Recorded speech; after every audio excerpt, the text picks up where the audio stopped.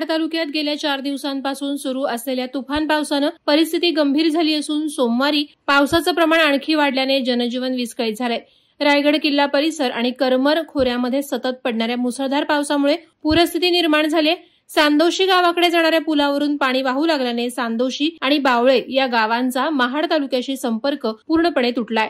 त्यामुळे या गावातील नागरिकांना मोठ्या अडचणींना सामोरं जावं लागतंय। काल नदीच्या पाण्याचा जोर वाढल्याने बिरवाडी आसनपोई कुंभारवाडा मार्ग वाहतुकीसाठी बंद करण्यात आला। नदीपात्रात प्रचंड पाणी आल्याने पुलावरून पाणी वाहू लागलं असून नागरिकांना धोक्याच्या सावटाखाली जीवन जगावं लागतंय। दरम्यान खरवली गावाजवळ सार्वजनिक पाटबंधारे विभागाच्या बंधाऱ्यावरून पाणी वाहू लागल्याने बिरवाडी परिसरातही पूरस्थिती निर्माण झाली। पूल पाण्याखाली गेल्याने रुग्णवाहिका आणि आपत्कालीन वाहतुकीवरही मर्यादा आल्यात।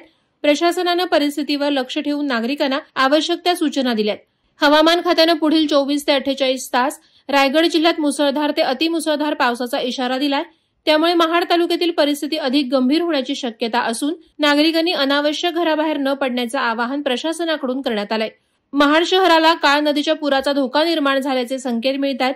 नदीला प्रचंड पाणी आल्यामुळे किनारी भागातील नागरिकांमध्ये भीतीचं वातावरण आहे। पुढील काही तासात पावसाचं प्रमाण वाढल्यास महाड शहराला मोठा धोका संभवतो अशी शक्यता वर्तवली जाते।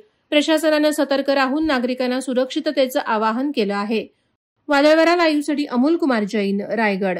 नवी मुंबई व रायगड जिल्ह्यातील ताज्या बातम्या आणि घडामोडींसाठी सबस्क्राईब करा वादळवारा लाईव्ह चॅनल आणि दाबा बेल आयकॉन।